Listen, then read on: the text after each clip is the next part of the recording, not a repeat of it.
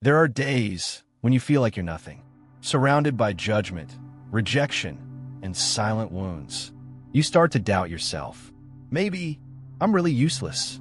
And a young woman once drowned in that very feeling. She lost her job, lost her love, and it felt like she'd lost her faith in herself too. One quiet night in the countryside, she sat beside her frail grandmother and whispered a trembling question. "Grandma, do I still have any worth?" Her grandmother didn't answer right away. Instead, she handed in an old bracelet. It shimmered faintly under the dim light, but there was nothing obviously special about it. And then the journey began, a simple one, but it would change the way Anne saw herself forever. And was once a girl full of dreams. She graduated with honors, carrying all the hopes of youth and the belief that if she just worked hard enough, good things would surely come. But life wasn't as simple as the pages of textbook. After more than 6 months of sending out job applications, she was still unemployed. She was rejected in interviews for lacking real-world experience. Her closest friend had grown distant, busy with her own life. And the boyfriend who once promised to weather all storms with her walked away without a word and felt empty. Each morning felt like dragging an invisible mountain just to get out of bed. She began to doubt herself. Am I really that worthless? What value do I even have? The days passed in silence. Meals were skipped or eaten without thought. Sleep came in broken fragments. Messages came and went unanswered. Life felt like a gray screen. No brightness, no anchor, nothing to hold on to. One afternoon, as the sun slipped behind the mountains, I made a decision. She would return to her grandmother's house in the countryside, not to search for anything grand, but simply to breathe, to find a little quiet, to just be a granddaughter again, if only for a few days. Her grandmother was still there, a small, fragile woman, but her eyes were still bright, still warm like a fire in winter. She didn't ask many questions. She simply served in a bowl of hot soup, gently stroked her back, and said, "You've gotten thinner." That night, as the insects hummed softly outside the window, and sat beside her and whispered through breaking breath, "Grandma, I feel so useless. I don't even know if I have any worth left anymore." Her grandmother was silent for a long moment. She didn't rush to comfort her. She didn't say, "Everything will be okay," like everyone else did. Instead, she smiled gently, stood up, walked to the old wooden chest in the corner of the room, and pulled something out. An old stone bracelet. Not fancy, not sparkling, but there was something strangely captivating about it. She turned, placed it in Anne's hand, and said, "Tomorrow, I want you to take this bracelet to the market." And looked puzzled, but there was something unusual in her grandmother's eyes. And in that moment, though she didn't fully understand, she knew something important was about to begin. The next morning, a light mist covered the village, and woke up earlier than usual, her mind still lingering on the strange feeling she had about the old stone bracelet her grandmother had placed in her hand the night before. That bracelet wasn't anything special. The stones were scratched, the cords slightly frayed. If she had passed on the street, and would have walked right by without giving it a second glance. And yet, her grandmother had treated it with such care. From the way she pulled it out of the old wooden chest, to the tender look in her eyes as she placed it into Anne's hands, as if she were passing on something sacred. When Anne took the bracelet, her grandmother smiled and said, "Today, I want you to take it to the village market. But remember this, if anyone asks for the price, don't say a word. Just hold up one finger, all right?" And frowned. "But Grandma, I don't know how to sell things. And this bracelet, it's not really worth anything." Her grandmother gently placed a hand on her shoulder and replied softly, "Just do as I say. Don't speak. Just stay silent and hold up one finger." And nodded, still full of questions. But something in her grandmother's eyes made it impossible to say no. It wasn't pressure, it was trust. A quiet, unwavering trust, like her grandmother saw something in it that she no longer believed existed. She stepped out of the house, the bracelet wrapped in a soft cloth and tucked carefully into her coat pocket. The village path shimmered in the early sunlight, trees swaying gently in the breeze.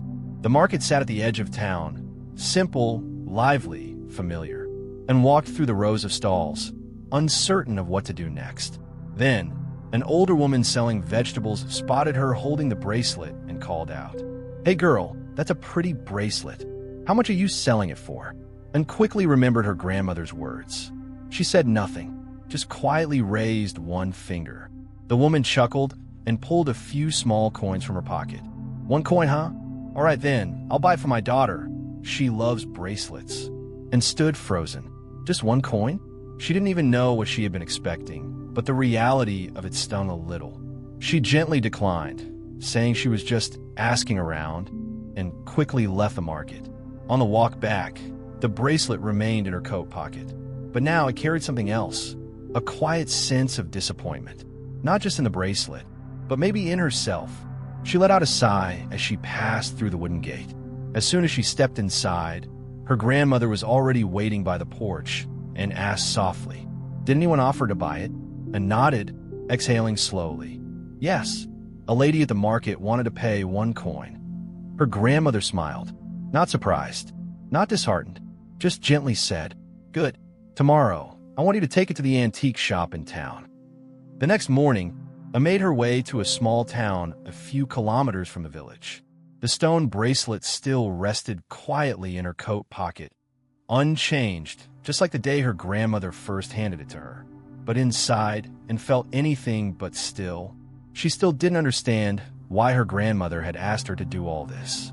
Why take something that seemed worthless from a village market all the way to an antique shop? And this time, would anyone even offer more than a single coin? The antique store was tucked away on a quiet street. Behind the glass door was a different world, old, hushed, and scented with time. And stepped inside. The soft jingle of the doorbell seemed to pull her from the fog in her mind. A middle-aged man sat behind the counter. He looked calm, with steady eyes that moved slowly, like someone who had read hundreds of stories hidden in the old objects he protected, and gently placed the bracelet on the counter, saying nothing, still holding on to her grandmother's instructions. The shop owner picked it up, turning it slowly under the golden light, carefully examining every detail. 1 minute, then 2.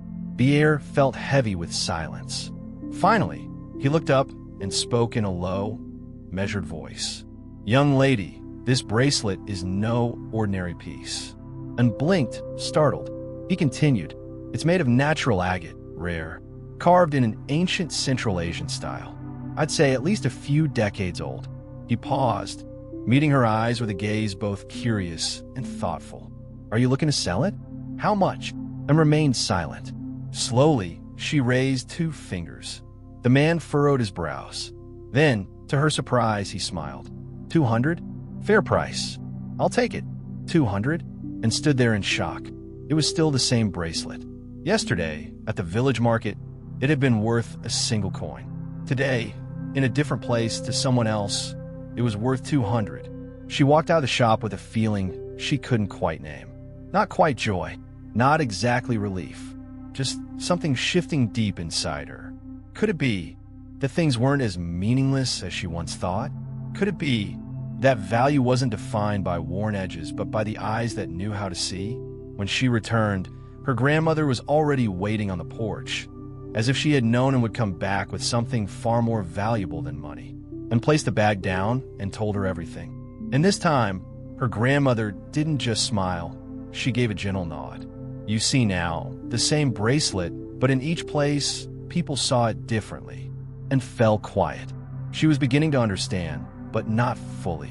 Then her grandmother added one more thing, softly, but with a depth that reached into Anne's soul. Tomorrow, you'll take the bracelet to the final place. The next day, a light rain began to fall, and pulled on her old windbreaker, walking slowly through the rain-soaked town. Her hand clutched the stone bracelet in her pocket. No longer just an object, but a question she had to find the answer to. Her grandmother's words still echoed in her mind. Go to the gemstone shop at the end of the street. And if someone asks the price, you know what to do. The gemstone store stood out among the modest buildings, glowing with lights reflected through thick glass windows, and hesitated, then pushed the door open. Inside, the space was bright and pristine, filled with the soft shimmer of carefully displayed gems, like treasure on velvet. Behind the counter sat an old man, white-haired, sharp-eyed behind thick glasses, gently polishing a small jewel. When he saw Anne enter, his eyes lit up with surprise at the sight of the bracelet she carried. She said nothing. She placed the bracelet on the velvet-lined counter. The old man immediately rose from his seat, his hands trembling slightly, not with age, but with reverence and experience. He lifted the bracelet, held it under a magnifying lens, turning it over, inspecting each groove, each swirl of the stone, even the tiniest scratch. He stayed quiet for a long time. Then suddenly, he looked up, eyes wide with astonishment. "Good heavens! Do you even know what this is?" And gently shook her head. He took a deep breath, his voice dropping low. "This is red agate, natural, ancient, untouched. And this engraving, it's a symbol from a long-lost tribe, extinct for centuries. This bracelet, it's priceless. I've been searching for something like this my entire life." His gaze turned to her, not just surprised now, but filled with reverence. "How much do you want for it?" And remained silent. Slowly, she raised 2 fingers. The old man paused, as if holding his breath, then said with awe, 200,000. 200,000. If you agree, I'll buy it this instant." 200,000? And his heart seemed to freeze in that moment. It was still the same bracelet, once dismissed as a trinket worth a single coin at a village market. But here, under the right light, seen by the right eyes, it was a treasure. She didn't respond. Instead, she carefully took the bracelet back, wrapped it with care, bowed in thanks, and quietly left the store. Not because she didn't need the money, but because, now, the bracelet had become a mirror reflecting herself. Her grandmother was still on the porch when she returned. When she saw the light in Anne's eyes, she gave a gentle smile. "Now you understand, don't you?" And nodded, and in her eyes shone a light. Not from the bracelet, but from within herself, for the first time after so many lost and foggy days.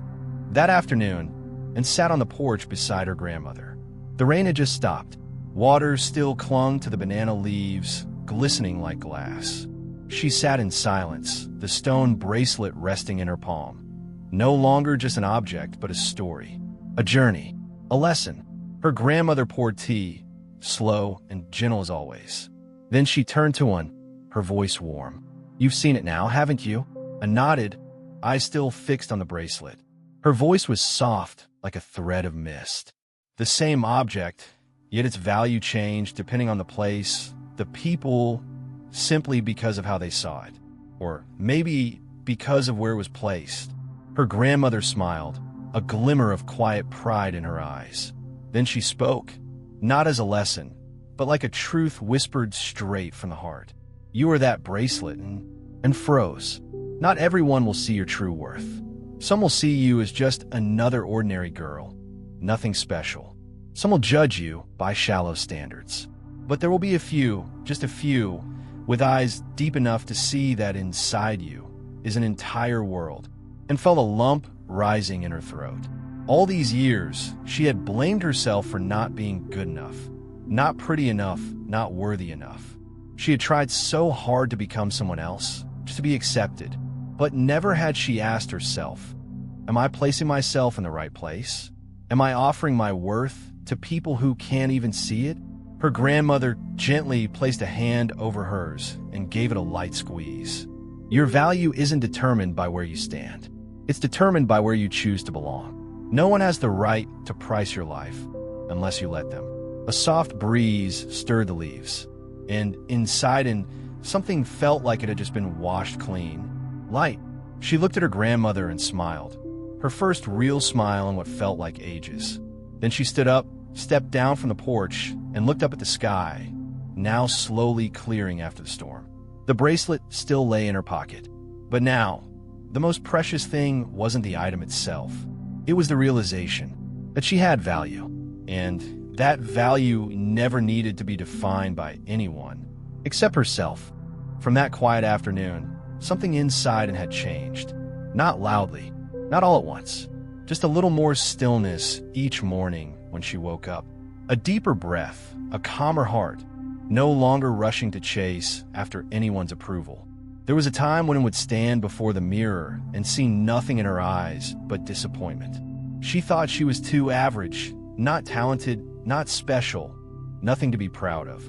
She had tried to fit in, try to please everyone, and in return, all she received were indifferent glances and hollow compliments. But now, looking back, she understood. She wasn't lacking in worth. She had simply been standing in the wrong place. Just like that stone bracelet, the same bracelet, whether in a countryside market, an antique shop, or a jewelry store. Only when placed in the right setting, under the right eyes, did its true value reveal itself. And she was just like that, and began doing things she used to avoid. She walked away from half-hearted relationships, and from words that made her feel small. She chose silence in front of those who wouldn't listen, and raised her voice around those who truly cared. She no longer tried to become someone else. Instead, she began learning how to love the person she truly was. She enrolled in an art class, something she once loved but abandoned because it had no future. She wrote her first journal entry in years, recounting her quiet journey, like a letter whispered to her own heart. No one applauded.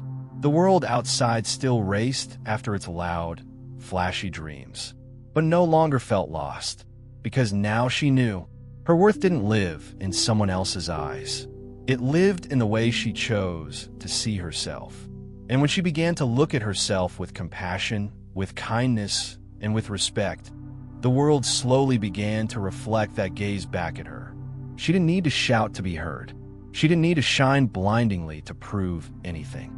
She just needed to stand tall, in the right place, with the right people, and smiled. Her grandmother was still there, sitting quietly, like a mountain that had weathered all the storms inside the young woman's heart. The stone bracelet was now kept in a wooden box, not to be sold, but to serve as a quiet reminder. True worth is never in the surface. It lies in the journey we dare to take, to truly understand ourselves. And life didn't change in some magical way. There was no miracle after that quiet afternoon. She returned from the gemstone shop. She didn't suddenly become famous. Success didn't come rushing to her door. But something far more important happened. She began to live differently, no longer forcing herself to be lovable, no longer shaping her life around other people's expectations, and chose to live in a way that brought peace to her heart. She spent time doing things that moved her, drawing, writing, having quiet conversations with gentle souls. She stepped away from spaces that no longer felt like home, even if it meant facing loneliness. She embraced herself, including the parts she once hid, her sensitivity, her old scars, and the dreams she hadn't yet dared to name. Gradually, people around her began to notice something. Not a spotlight, but a warm glow, the kind that shines from someone who knows exactly who they are. She no longer needed to prove anything. She just needed to be. One day, a little girl from a neighborhood came over and asked him to teach her how to draw. A week later, 2 more kids showed up. Then a mother knocked on her door and said, "I don't know why, but my daughter keeps talking about you. She says you're the first person who made her believe that she matters," and felt her heart tremble softly. It turns out, when we're brave enough to be ourselves, we become mirrors.